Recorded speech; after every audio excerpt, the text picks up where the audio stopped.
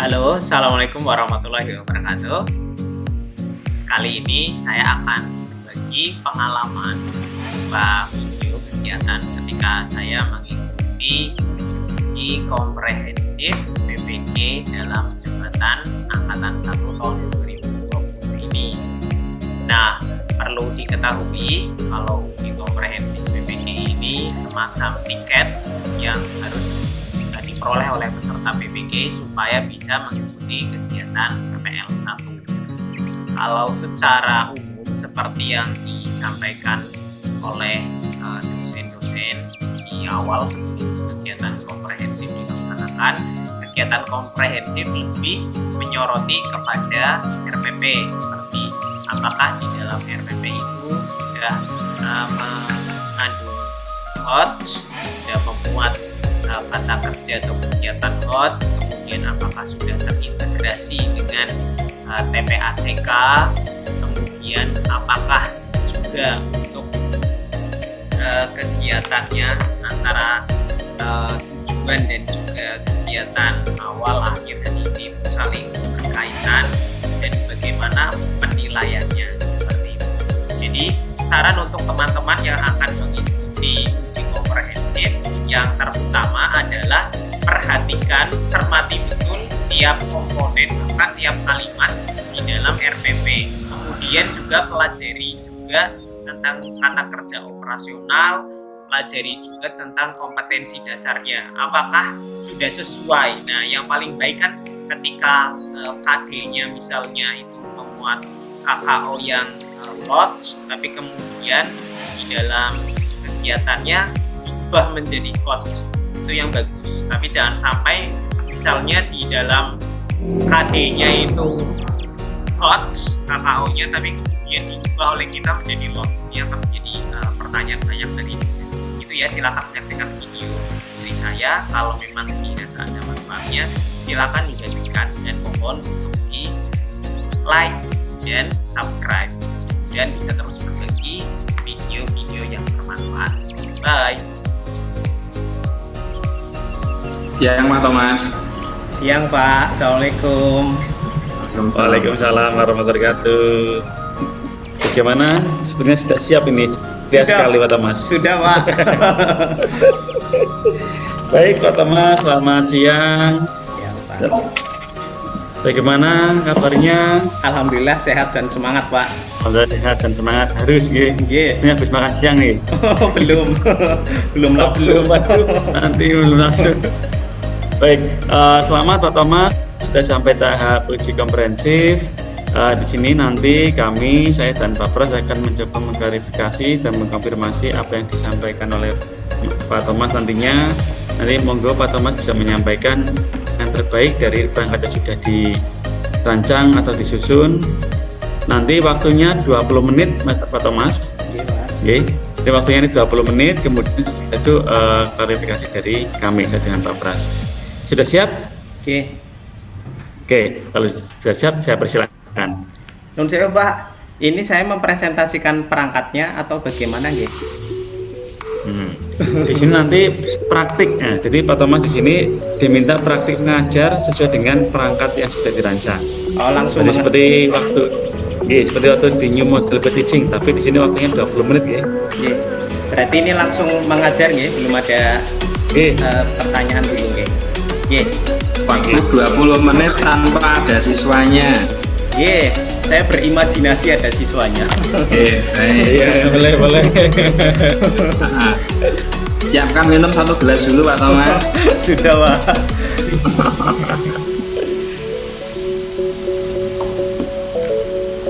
Bisa dimulai nggak Pak? Assalamualaikum warahmatullahi wabarakatuh. Selamat pagi anak-anak. Salam sehat, salam semangat. Senang sekali Pak Guru bisa bertemu lagi dengan kalian walaupun lewat Zoom ya. Apapun itu, yang penting kita bisa bertemu dalam keadaan sehat, bahagia. Nah, anak-anak yang Pak Guru cintai, anak-anak yang hebat dan selalu semangat, insya Allah kali ini kita akan belajar bersama mengenai tema 4 subtema 1, pembelajaran 1. Nah, anak-anak yang Pak Guru cintai, marilah kita mengawali kegiatan pada kali ini dengan berdoa terlebih dahulu. Tujuannya supaya kegiatan kita lancar, mudah, dan diberkahi oleh Allah Tuhan yang Maha Kuasa. Pak Guru minta tolong kepada Amanda untuk memimpin berdoa ya. Doa mulai, berdoa selesai. Ya, terima kasih Amanda. Terima kasih anak-anak. Oke anak-anak, kita sudah berdoa. Pak Guru ingin kalian semuanya memperdengarkan suara dan semangat kalian, supaya semangat kalian itu sampai ke sini, sampai ke teman-teman kalian ya. Kepalkan tangan seperti biasa. Pak Guru akan bertanya dengan lantang dan semangat. Mana semangatmu? Akan menjawab seperti biasa. Ini semangatku. Siap ya? Mana semangatmu? Ini semangatku. Oke ya. Kemudian Pak Guru ingin bertanya kepada kalian, kalau di tempatnya Pak Toto itu mendung ya, mendung, udaranya sejuk karena langitnya sudah kelabu ya, itu tandanya akan sebentar lagi insya Allah akan turun hujan. Nah, bagaimana dengan keadaan di tempat kamu? Ya, gimana? Apaan? Oh ya, mendung juga ya. Kalau di tempat Rizky, oh hujan ya, berarti karena kita kan berdekatan, jadi sebentar lagi ya akan turun hujan ya. Ya, hujan itu rahmat dari Allah ya. Allah menurunkan berkahnya, menurunkan rahmatnya ketika hujan turun. Karena itu salah satu waktu yang baik untuk berdoa adalah ketika hujan turun. Mari kita bersama-sama berdoa, mudah-mudahan virus corona segera pergi dari Indonesia, segera pergi dari dunia, dan kita bisa belajar bersama lagi, bisa bergembira bersama di kelas seperti biasa. Nah anak-anak, ngomong-ngomong soal hujan, Pak Guru punya gambar nih, gambar hujan ya, kelihatan kan? Nah, kelihatan ada 3 anak-anak ya yang sedang menyikapi hujan ketika hujan turun.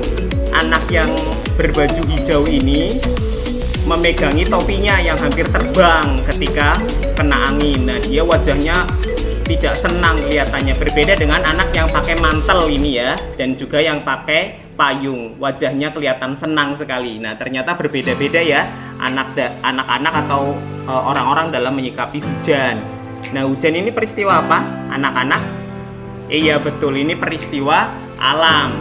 Nah, selanjutnya kalau hujan terus turun, apa yang akan terjadi? Sementara kalau misalnya kalinya mampet, banyak sampah, oh iya benar, banjir. Nah, Pak Guru juga sudah menyiapkan gambar banjir nih. Ini ada 2 laki-laki berseragam oranye. Apa? Iya benar Rifki, ini adalah petugas SAR ya, penyelamat ya. Ini yang pakai selimut ungu, seorang nenek. Nah, ini bayangkan rumahnya tenggelam nih, hanya kelihatan atapnya saja. Betapa susahnya. Nah, ketika hujan pun bisa menyebabkan tanah yang tidak ada pepohonannya, tanah miring, bisa apa? Iya, benar sekali Aura, bisa longsor nih. Contohnya seperti ini. Kalau di sini ngeri sekali ya, karena tiang listriknya juga ikut-ikutan rubuh ya, longsor, bahaya sekali. Kalau rumah tenggelam, longsor, ambruk, harta benda hanyut, apa yang terjadi? Iya, benar. Barang yang kita miliki hilang, bisa jadi kemiskinan. Nah, kalau miskin bisa jadi seperti ini, kemudian menjadi pengemis ya. Tapi masih mending menjadi pengemis. Bagaimana kalau karena hartanya hilang kemudian menjadi seperti ini? Nah, pencuri ya, mencuri barang-barang orang untuk hidup. Tapi lebih mengerikan lagi kalau ini pencuri uang rakyat ya, koruptor. Nah, anak-anak, inilah yang akan kita pelajari pada kesempatan ini. Kita akan belajar tentang apa? Iya benar, peristiwa alam ya. Ini peristiwa alam dan kaitannya dengan ini yang anak-anak ini. Ada anak-anak, ada orang-orang. Ini yang berkaitan dengan anak-anak dan orang-orang adalah peristiwa sosial. Ya, betul sekali. Nah, oke, itu yang akan kita pelajari. Pak Guru harapkan kamu sudah belajar dulu ya.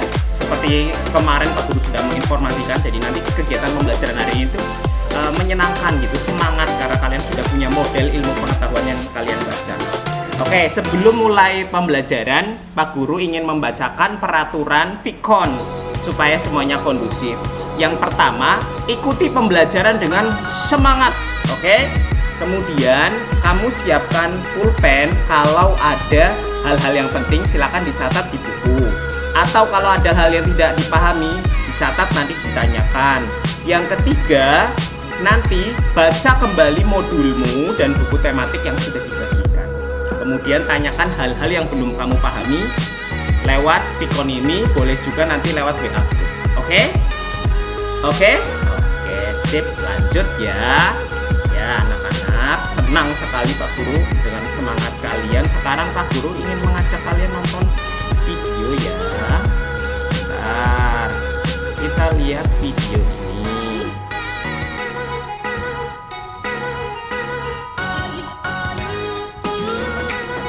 Halo, Assalamualaikum warahmatullahi wabarakatuh.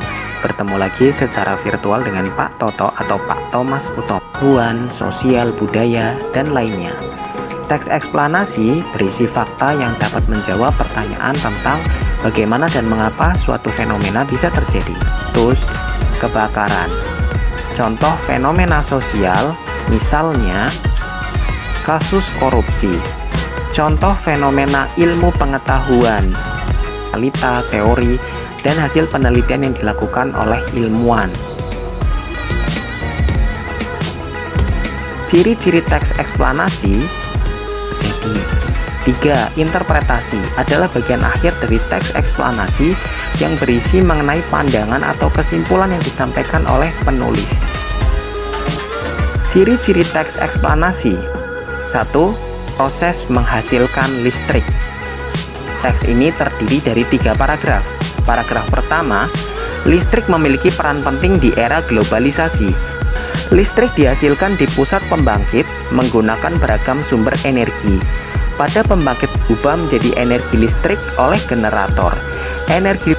Dari bacaan di atas, kita dapat menentukan bagian-bagian teks eksplanasi sebagai berikut. Pertama, pernyataan umum, letaknya di awal paragraf. Semua pembangkit energi listrik bisa diubah menjadi bentuk mind map atau peta konsep seperti ini. Ada banyak bentuk mind map lainnya, bisa dibuat dan disesuaikan.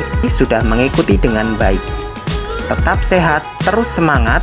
Kita akan bertemu lagi pada kegiatan pembelajaran berikutnya. Wassalamualaikum warahmatullahi wabarakatuh.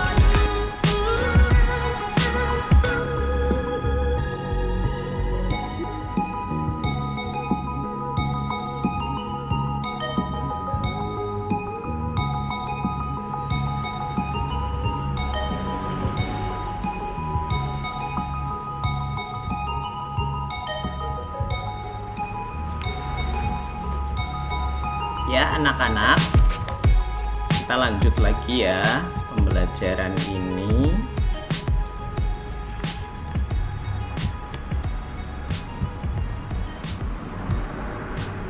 Ya, oke, kita sudah menyaksikan videonya tadi. Nah, supaya lebih bisa memahami isi video itu, nanti Pak Guru juga akan membagikan link videonya lewat WhatsApp grup ya. Nanti jadi kamu bisa menontonnya lagi pelan-pelan. Kalau ada bagian yang belum dipahami bisa diulang. Kalau ada yang belum dipahami lagi ditanyakan. Seperti itu. Kita di dalam situ tadi mempelajari tentang apa saja. Yang pertama apa itu? Ya benar, tentang teks eksplanasi. Yang kedua, ya tentang peta pikiran. Terus ada apa lagi? Ada yang kelewat tadi apa? Ya, tentang listrik. Nah, sekarang Pak Guru akan mengajak kamu untuk melihat PowerPoint ini. Oke, sudah siap ya. Nah, sudah kelihatan ya anak-anak ya? Sudah? Oke, sudah ya. Nah, nih Pak Guru sudah menyiapkan ada paragraf, jumlahnya 3, ada bacaan ya. Judulnya pembangkit listrik tenaga surya. Nah, coba kamu baca pelan-pelan di dalam hati, lalu kamu tentukan kira-kira kalimat utamanya itu yang mana. Nah, karena kali ini kita akan bersama-sama menentukan bagian-bagian dari teks eksplanasi begitu ya. Bagian-bagian teks eksplanasi kan ada 3 ya. Yang pertama apa? Ya, pernyataan umum. Yang kedua, deretan penjelas. Yang ketiga, ya benar, yang ketiga adalah interpretasi. Kalimat utama yang mana ini? Paragraf 1. Ya benar, kalimat utamanya ada di awal paragraf atau kalimat pertama. Berarti ini paragraf deduktif ya. Nah, ini masuknya apa ini? Allah mengaruniai Indonesia dengan sinar matahari yang berlimpah. Masuknya adalah pernyataan umum. Iya Amanda. Oh ya, makasih ya Amanda. Betul sekali jawabanmu. Lanjut, sekarang ini paragraf 2, cuma 2 kalimat. Coba dibaca, dipahami kalimat utama yang mana.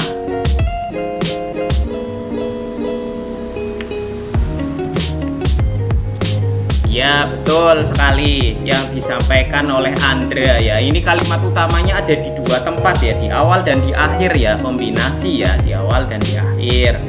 Ya ini masuknya bagian apa ya? Kalau tadi pernyataan umum kan sudah, terus ini berarti apa? Interpretasi? Bukan, belum. Urutannya setelah pernyataan umum apa? Oh iya, setelah pernyataan umum adalah deretan penjelas. Sekarang yang terakhir. Nah ayo kita baca. Oh iya, Rifki cepet banget jawabnya. Ini bisa ditentukan ada di kalimat utamanya, ada di akhir ya. Kita berharap pemerintah akan mengembangkan pembangkit listrik tenaga surya lebih serius lagi sehingga di masa depan tenaga surya dapat dimanfaatkan oleh masyarakat luas dan harganya terjangkau. Nah, nanti di sini bisa Pak Guru catat ya, seperti yang tadi sudah kamu sampaikan. Oke, sudah begitu ya. Nah, kita sudah berlatih bareng-bareng menganalisis bagian-bagian dari teks eksplanasi. Nah, kemudian ayo, ada pertanyaan tidak? Oh ya, nanti ditanyakan lewat grup. Sekarang yuk kita simpulkan bareng-bareng yuk. Kita simpulkan bareng-bareng apa saja yang sudah kita pelajari pada kali ini. Apa pertama? Ya, kita belajar tentang teks eksplanasi. Benar sekali. Bagian-bagian teks eksplanasi apa saja, Mbak? Oh ya, coba Ninda itu ditanggapi, benar nggak jawaban temanmu? Enggak. Kenapa nggak benar? Oh, kurang. Ya, kamu ngomong kurang berarti kamu tahu kan mana yang benar kan? Coba yang mana, Mbak? Iya, 1 deretan penjelas. Terus? Ya, pernyataan umum, maaf. Pernyataan umum terus deretan penjelas. Yang kedua, yang ketiga, ya interpretasi atau kesimpulan. Ya bagus. Kalau teks eksplanasi itu biasanya tentang apa? Membicarakan tentang apa fenomena. Ya fenomena sih bahasa Indonesianya nama lainnya sinonimnya apa? Oh ya benar, peristiwa atau kejadian ya. Oke, ya sudah. Kemudian Pak Guru ingin tanya pada kalian, coba. Tadi kalian juga kan sudah melihat cara menghasilkan listrik. Listrik dihasilkan lewat apa? Di tayangan video tadi. Iya, pembangkit listrik tenaga air ya. Iya, pakai turbin ya, air. Nah, nanti kalian bisa melihat videonya yang lain, bisa cari di YouTube ya. Bisa biar ilmu pengetahuan kamu nambah. Kenapa Aufa? Oh iya benar ya, Pak Guru suka sekali dengan semangatmu karena kamu suka mencari informasi sendiri ya tanpa perlu diminta. Bagus sekali ya. Oke, sudah. Kemudian Pak Guru ingin tanya dengan kalian, kira-kira kenapa sih kita perlu mempelajari teks eksplanasi? Emang apa sih manfaatnya? Apa? Supaya tahu. Oh, supaya tahu saja. Supaya tahu. Terus kenapa kalau sudah tahu? Jadi mengerti. Oh ya, kalau tahu jadi mengerti. Terus kan teks eksplanasi tentang kejadian alam, bisa tentang kejadian sosial. Kalau sudah tahu, sudah mengerti, sudah tahu banjir akan terjadi begini dengan penyebabnya apa saja, terus apa yang terjadi? Ya benar, jadi bisa hati-hati, bisa mencegah. kemudian bisa mengantisipasi, ya benar sekali. Kejadian sosial pun begitu. Kejadian tadi sudah Pak Guru tunjukkan foto gambar koruptor ya. Nah, kalau kita sudah tahu tentang korupsi, kita jadi bisa mencegah supaya korupsi tidak terus berlanjut. Oke, sekarang Pak Guru tanya nih, listrik itu dihasilkan oleh pembangkit listrik. Nah, kira-kira buat kamu manfaat listrik untuk apa? Oh iya, nonton TV ya, nonton TV, apalagi menyalakan lampu ya, bisa ya, benar. Banyak sekali hal di zaman modern ini yang dilakukan dengan bantuan listrik. Kalau tidak ada listrik, nah susah ya, gelap gulita, orang mau bekerja juga susah. Nah, nanti juga kalian membaca modul ya, modulnya dibaca lagi. Oke, kemudian tugas-tugasnya juga akan Pak Guru kirimkan lewat WhatsApp grup ya. Tadi kan kamu sudah mengisi Google Form ya, udah presensi ya. Ya, sudah presensi. Nanti LKPD-nya juga silakan dikerjakan dan yang lain evaluasinya juga dikerjakan. Kalau ada apapun silakan ditanyakan lewat grup. Oke? Ya. Ada yang perlu ditanyakan? Ada yang mau dibahas? Ya, bagus ya. Terima kasih ya. Terima kasih sudah mengikuti pembelajaran dengan baik, dengan semangat ya. Mudah-mudahan kita bisa belajar bersama lagi di kelas seperti dulu ya. Ya, oke. Alhamdulillahirobbilalamin. Mudah-mudahan yang kita pelajari tadi walaupun cuma sebentar itu bermanfaat buat kebaikan ya. Tetap semangat, terus sehat ya. Kita akhiri dengan berdoa. Pak Guru minta tolong kepada siapa ya yang belum mimpin? Ya, Risik udah senyum-senyum, ayo Sik, pimpin doa Sik. Ya. Doa mulai. Doa selesai. Nah, ya, siap. Terima kasih ya. Oke, ketemu lagi besok. Nanti kalau ada apapun silakan disampaikan lewat WA. Terima kasih. Wassalamualaikum warahmatullahi wabarakatuh. Dah. Sampun Pak. Ampun Pak Thomas. Iya Pak. Alhamdulillah. Sudah plong? Belum Pak, belum terlalu. Belum. Oke.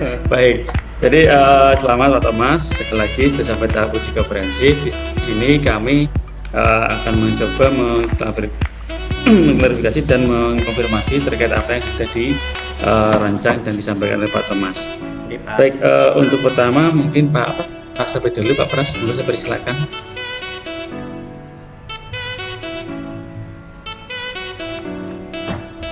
Ya, terima kasih Pak Arya. Ya, Pak Thomas, alhamdulillah sudah sampai di kompre. Iya Pak. Tinggal 2 langkah lagi lah ya, sudah selesai insya Allah. Oke, Pak Thomas, RPP-nya bisa ditampilkan. Siap Pak.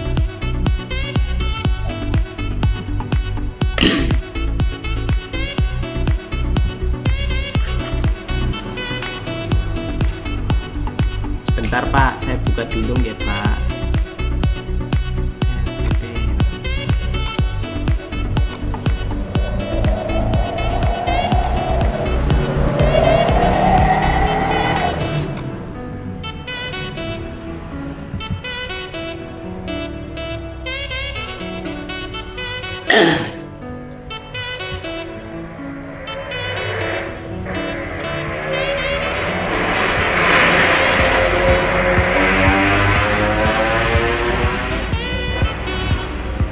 Sudah kelihatan ya Pak? Oke, ampun. Ini RPP-nya Pak untuk tema 4 subtema 1. Oke, baik Pak Thomas. Apa namanya? Ya, Mana yang harus ditampilkan Pak? Tujuannya Pak? oke. Oke. Pak Thomas, ini kalau kita melihat ada 5 tujuan pembelajaran. Ada berapa Pak? Banyak banget Pak. Ada 6 Pak. Oh, ada 6 tujuan Iya. pembelajaran. Oke. Dari ke-6 tujuan pembelajaran ini, kalau Pak Thomas jelaskan itu misalkan berkaitan dengan antara hot dan lot begitu. Hotnya ada berapa Pak Thomas dan lotnya ada berapa? Iya Pak, di bagian nomor 1 itu mengidentifikasi lots ya Pak, nomor 2 juga lots, nomor 3 lots, nomor 4 juga lots, sedangkan nomor 5 dan nomor 6 itu hots Pak, menganalisis dan mengkreasikan Pak. Mungkin bisa dijelaskan Pak Thomas, misalkan yang nomor 4 itu dikatakan lot, nomor 5 dikatakan hot begitu. Oke, baik. Timbangannya Pak Thomas. Untuk nomor 1 itu berangkat dari Mupel Bahasa Indonesia 3.2 yang bunyinya menggali isi teks penjelasan dalam kurung eksplanasi ilmiah yang didengar dan dibaca. Kemudian berangkat dari situ, yang nomor 1 IPA nggih. Nomor 1 IPA nggih. Kalau yang IPA itu 3.6 menjelaskan cara menghasilkan energi listrik.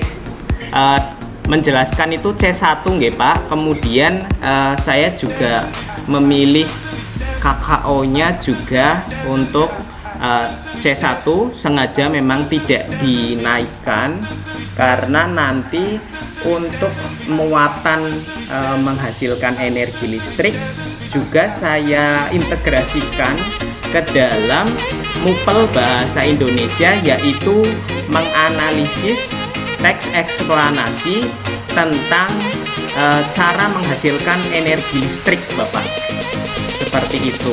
Sedangkan untuk yang lots ini yang nomor 1, 2, 3, yang nomor 1, 2 itu dilaksanakan secara kolaboratif dengan guru lewat Tikon ini. Kemudian untuk yang nomor 3 sampai 6 dikerjakan secara mandiri, terutama untuk nomor 5 dan nomor 6 yang analisis itu dikerjakan secara mandiri, tapi saya sudah menyiapkan rambu-rambunya. Misalnya di LKPD itu sudah ada urutannya Bapak, bagaimana siswa bisa sampai pada tahap menganalisis sesuai dengan yang Pak Pras arahkan Pak, ketika kami mempelajari LKPD. Untuk KD-nya adalah 3.2 menggali isi teks penjelasan. Kemudian tujuannya dibuat ada yang berupa nomor 2 itu menentukan informasi, kemudian juga ada yang nomor 5 menganalisis informasi penting, dan nomor 6 mengkreasikan pokok-pokok penting dari teks eksplanasi, seperti itu. Dan supaya kan Pak Pras waktu itu menyampaikan tidak mungkin tiba-tiba anak bisa menganalisis begitu, walaupun kemudian itu dan sudah disebutkan KKO HOTS, tidak kemudian apakah memang siswa bisa mencapai atau memiliki kemampuan semacam itu. Nah, kemudian ada masukan dari Bapak yang bagus sekali yang kemudian saya upayakan untuk diterapkan di dalam LKPD Pak, supaya bisa menganalisis, supaya bisa mengkreasikan. Itu ada tahapan-tahapannya di dalam LKPD, uraian kegiatan belajar 1 supaya siswa mampu menganalisis, ada sejumlah urutannya. Ini bertingkat sesuai dengan jenjang kompetensinya Pak, karena untuk menganalisis kan C4 G. Nah, ini kegiatannya dimulai dari C1, siswa membaca, kemudian setelah itu mengecek sudah membaca, sudah paham, sudah membaca belum paham, sudah membaca agak paham, sudah membaca sudah paham, atau mungkin perlu ditampilkan apa nggih Pak di layar nggih? Nggak perlu Pak Thomas. Oh nggih, nggih.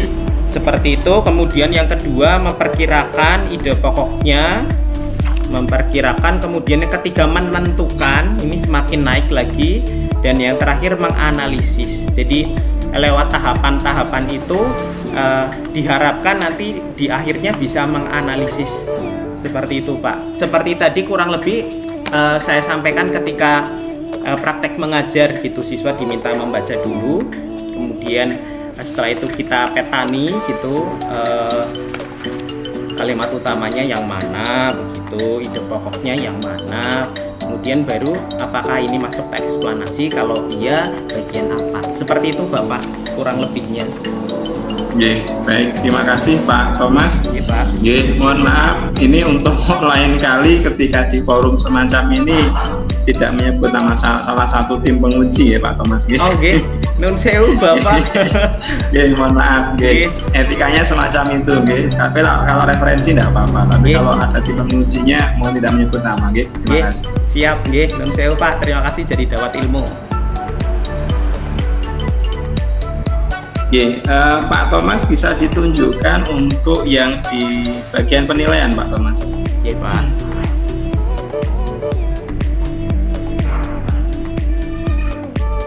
Untuk penilaiannya, untuk penilaian kognitif berupa soal evaluasi di dalam Google Form Pak. Kemudian untuk keterampilannya membuat mind map dan urutan cara kerjanya ada di dalam LKPD Bapak. Kemudian yang ketiga, penilaian sikap ini lembar observasi yang diisi oleh orang tua. Seperti itu Pak. Baik. Saya minta tolong Pak Thomas bisa menjelaskan terkait dengan misalkan di yang nomor 2 penilaian keterampilan ya misalkan. Kalau yang dinilai itu kan otomatis ada juga yang muncul di aktivitas pembelajaran siswa gitu. Nah, bisa minta tolong Pak Thomas antara apa yang dinilai ini kemudian dengan apa yang dilakukan oleh siswa. Bisa minta tolong ditunjukkan dan diberikan penjelasan. Kalau untuk yang keterampilan Pak, yang penilaian keterampilan itu yang dinilai itu urutan kerja yang ada di dalam LKPD Pak. Kalau di dalam RPP itu tertera di bagian ini nomor 2 di dalam kurung Pak. Peserta didik mengerjakan uraian kegiatan dalam LKPD berupa tahapan cara menganalisis teks eksplanasi dan cara mengkreasikan mind map Pak. Baik. Kemudian kita lihat di istilah yang digunakan Pak Thomas tadi.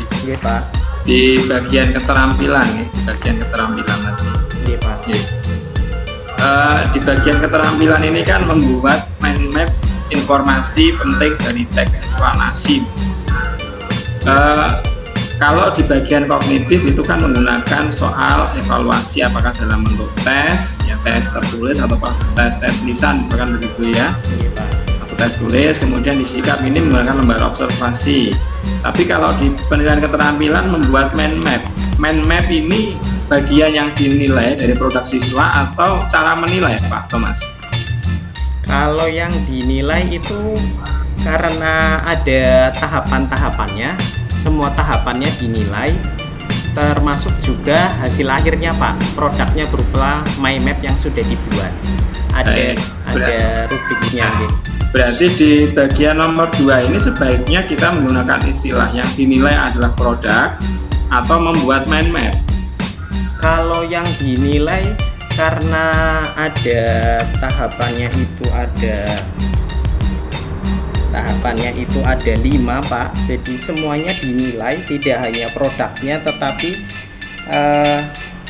apa ya istilahnya nggih Pak, ketika proses menuju tahap analisisnya dimulai dari menentukan ide pokoknya, kemudian dimulai dari kalimat utamanya, nah itu sudah ada penilaiannya Pak. Artinya mulai menuliskan bagian ide pokok dan seterusnya itu apakah tertuang di mind map-nya Pak Thomas? Boten, itu tertuang ada di kolom LKPD. Jadi setiap apakah itu bagian keterampilannya? Sebetulnya saya kira itu beririsan ya Pak, dengan pengetahuan seperti itu Pak. karena memang kan tujuan akhirnya keterampilannya memang menganalisisnya, membuat mind mapnya, tetapi supaya karena itu ada di C4 itu kemudian kalau di kognitif C4, sementara kalau dilihat dari psikomotornya itu P4 Pak, memproduksi Bapak. Oke, baik. Artinya saya yang ingin mengambil istilah yang sama begitu saja Pak Thomas. Jadi kalau nomor 2 ini kita penilaian keterampilan kita isi dengan membuat mind map, ya. Artinya proses membuatnya yang kita lihat begitu. Ya. Tapi kalau kita misalkan penilaian keterampilannya adalah mind map, berarti adalah produknya siswa. Nah, yang dinilai Pak Thomas proses membuatnya atau produknya? Duanya Pak, proses dan juga produknya Pak. Baik. Ketika dengan cara demikian menggunakan pola jaringan semacam ini mungkin nih proses kita sangat optimal Pak Thomas. Insya Allah Pak. Terima kasih. Nanti bisa dipertimbangkan lagi Pak Thomas, dipertimbangkan lagi. Baik, yang dinilai apakah dalam bentuk produk ataukah dalam bentuk unjuk kerja. Ya, kalau membuat mind map kita ambil unjuk kerjanya jelas nanti agak repot untuk melihat.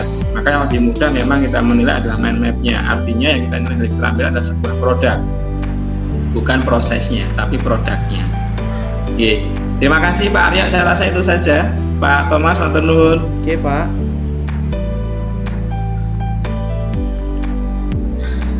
Nun sewu Pak, boleh bertanya Pak?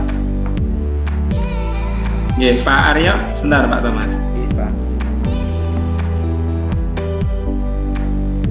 Ya, baik Pak Thomas, silahkan Pak Thomas. Sambil nunggu Pak Arya. Oke.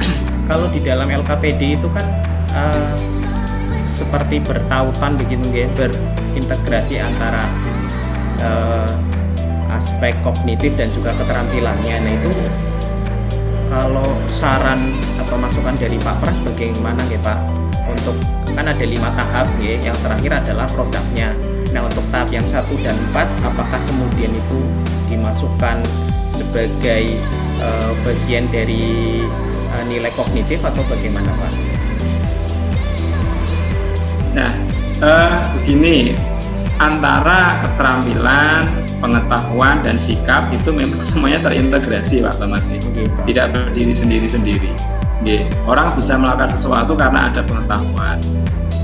Orang bisa bersikap juga karena ada pengetahuan. Jadi semua terintegrasi begitu. Nah, berkaitan dengan membuat mind map ini memang ada langkah-langkah. Ya, ada langkah-langkahnya. Maka tadi saya katakan apakah ini yang dinilai adalah prosesnya ataukah dinilai produknya, kan begitu. Ketika yang dinilai adalah prosesnya, maka tahap-tahap itu bisa menjadi bagian untuk menyusun instrumen penilaian, kan begitu ya. Tapi melihat pola pembelajaran yang saat ini, kita tidak bisa melihat secara langsung siswa untuk menghasilkan sebuah produk. Maka sangat nyaman ketika kita menilai adalah bagian daripada produk itu. Maka mind map-nya yang kita lihat. Maka dengan melihat hasil mind map-nya sebagai bentuk penilaian produk itu, maka kita juga sebenarnya bisa melihat bagaimanakah pengetahuan yang dimiliki oleh siswa. Jadi semua terintegrasi Pak Thomas, antara pengetahuan, keterampilan, dan sikap itu tidak saling putus, tapi terintegrasi. Oke Pak. Oke Pak. Baik, Pak Arya, monggo Pak Arya. Terima kasih Pak Pras. Selamat ya Pak Thomas. Oke Pak. Di sini akan saya melanjutkan dari Pak Pras terkait apa yang disampaikan. Minta tolong Pak Thomas di scroll ke atas di tujuan pembelajaran. Baik, Pak Thomas, di sini tujuan yang sudah dirancang oleh Pak Thomas di sini kira-kira dengan waktu yang ditentukan cukup atau enggak? Kalau tujuannya Pak, ada yang dicapai dengan pertemuan lewat Vicon, ada juga yang dicapai melalui kerja mandiri seperti sudah terlihat di bagian akhir di tiap tujuan. Di nomor 1 misalnya ini tertera keterangan secara kolaboratif bersama guru. Nah ini berarti ketika Vicon. Yang nomor 2 juga secara kolaboratif bersama guru, ini juga ketika Vicon. Sedangkan untuk nomor 3 sampai nomor 6 ini tertulis secara mandiri, secara mandiri, secara mandiri, secara mandiri, dikerjakan mandiri oleh siswa dengan stimulus yang sudah saya berikan, diantaranya yang ada urutan kerjanya di dalam LKPD, Pak.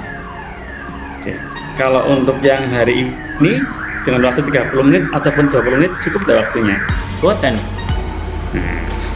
Padahal kemarin sudah diminta 30 menit ya. Baik, tidak apa-apa. Artinya nanti saat seperti ini, uji komprehensif ataupun yang lain, kalau sudah diberi rambu-rambu bisa diimprovisasi. Artinya tidak harus semuanya tercapai, tapi sekiranya dengan waktu yang ditentukan 30 menit ataupun 20 menit mana yang sudah tercapai. Baik. Kemudian Pak Thomas, untuk tujuan pembelajaran di 1 sampai 6 sudah memuat unsur adzan ya? Dalam Azan. nggih. Oke pun, ditunggu sebentar. Nggih, Pak. Oke, baik kita lanjut Pak Thomas. Nggih, Pak. Pak Thomas, berdasarkan dari tujuan yang sudah dirancang di sini, apakah sudah memuat unsur ABCD? Sudah, Pak. Sudah, coba tunjukkan Mas. Yang nomor 1, di mana A, B, C, dan D-nya. Oke. Nomor 1 untuk audiensnya di sini peserta didik ya. Kalau behaviornya Ini tak bosan, tak apa-apa. Saya ada yang tambah jam 7. Oh, betul. Udah ketemu kuning. Oh, sekian Pak. Oke, terima kasih ya. Baik, maaf Pak Thomas. Oke, Pak. Unsur A-nya di mana? Unsur audienya? Di peserta didik, Pak. Oke, terus behaviornya? Mengidentifikasi, kemudian untuk conditionnya menyaksikan tayangan video, kemudian degree-nya dengan baik. Baik, oke. Artinya ini sudah memuat unsur itu, nggih. Iya. Kemudian Pak Thomas, untuk dimensi pengetahuan kan ada yang dari proses kognitif dan prosesnya dan ada kognitifnya. Nah, di sini yang saya tanyakan di dimensi kognitifnya yaitu ada faktual, ada prosedural, ada konseptual, ada metakognisi. Nah, yang sudah dirancang oleh Pak Thomas di sini bisa diperlihatkan di mana yang faktualnya, di mana yang konseptualnya gitu. Oke. Kalau untuk faktualnya bisa dilihat dari kegiatan inti kegiatan inti yang A dan B. Siswa dan guru itu menyaksikan tayangan video berjudul cara menghasilkan energi listrik dalam teks eksplanasi. Di dalam video itu ada pengetahuan faktual yaitu tentang cara menghasilkan energi listrik dari pembangkit listrik tenaga air. Sedangkan untuk proseduralnya ada cara menentukan teks eksplanasi, Pak. Ada urutan caranya di dalamnya, ada seperti itu. Begitu, Pak. Dan konseptualnya? Kalau untuk konsepnya juga di situ ada tentang misalnya pengertian teks eksplanasi, terus komponennya seperti itu, Pak. Oke, kemudian yang metakognitifnya? Kalau untuk metakognitifnya ada dalam kegiatan ketika menganalisis, Pak. Menganalisis teks eksplanasi, analisisnya ada yang dilakukan secara mandiri di bagian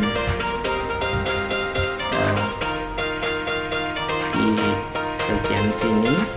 Nomor 2, siswa menganalisis, kemudian juga mengkreasikan, membuat mind map seperti itu, Pak. Baik, kemudian Pak Thomas di sini model atau pendekatan yang digunakan apa, Thomas? Kalau untuk pendekatannya yang digunakan adalah pendekatan saintifik ya, Pak. Sedangkan untuk pendekatan saintifik yang berorientasi HOTS, modelnya karena peristiwa alam sosial yang berhubungan dengan siswa sehari-hari termasuk listrik juga juga sehari-hari, maka model yang digunakan adalah model pembelajaran kontekstual, Pak. Dan juga ada Oke. keterampilan proses, terutama dalam hal membuat mind map seperti itu, Pak. Mungkin bisa ditunjukkan Pak Thomas proses yang mengkomunikasikan pada tahapan saintifiknya. Mengkomunikasikan ada Mm-mm. di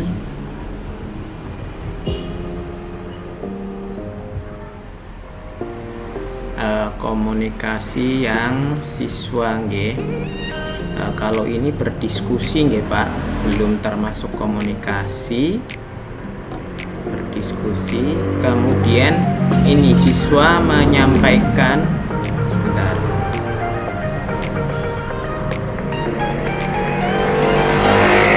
Nah, komunikasinya bisa dilihat dari kegiatan penutup di luar messenger room. Peserta didik dengan guru berkomunikasi, bertanya jawab tentang hal-hal yang belum diketahui, seperti itu Pak. Jadi hanya ada di penutup nggih. Di dalam kegiatan inti belum muncul nggih. Kalau di kegiatan inti komunikasinya lewat diskusi Pak, diskusi ketika menganalisis tentang teks eksplanasi di Oke. kegiatan inti bagian C Pak. Oke. C dan Baik, D. satu lagi Pak Thomas. Ya. Kalau yang proses mengasosiasi, Kalau proses mengasosiasi, memahaminya ini diharapkan bisa ketika siswa mengidentifikasi Pak. Di sini di kegiatan inti bagian C, siswa mengidentifikasi cara menghasilkan listrik. Seperti itu Pak. kok lemes Pak Thomas? Boten Pak, Sudah lapar. Boten, belum. Seperti itu Pak. Baik Pak Thomas, terima kasih. Iya Pak. Saya kira cukup dari saya Pak Thomas untuk mengklarifikasi apa yang dituliskan oleh Pak Thomas di sini. Mungkin dari Pak Pras ada tambahan Pak Pras? Sudah cukup Pak Aryo. Baik, terima kasih Pak Pras. Saya kira itu Pak Thomas dari kami terkait apa yang perlu kami ketahui dari yang dirancang atau disusun oleh Pak Thomas. Iya Pak. Oke. Sekali lagi selamat Pak Thomas. Kami maaf jika ada kekurangan atau mungkin kata yang kurang berkenan. Di sini kami bersifat hanya mengklarifikasi, tidak menyalahkan, tidak membenarkan gitu, nggih. Iya Pak. Baik. Silakan keluar dari room, nanti bergantian dengan yang lain. Oke. Selamat Pak Thomas. Oke, terima kasih Pak Aryo, terima kasih Pak Pras. Oke. Assalamualaikum. Waalaikumsalam. Waalaikumsalam.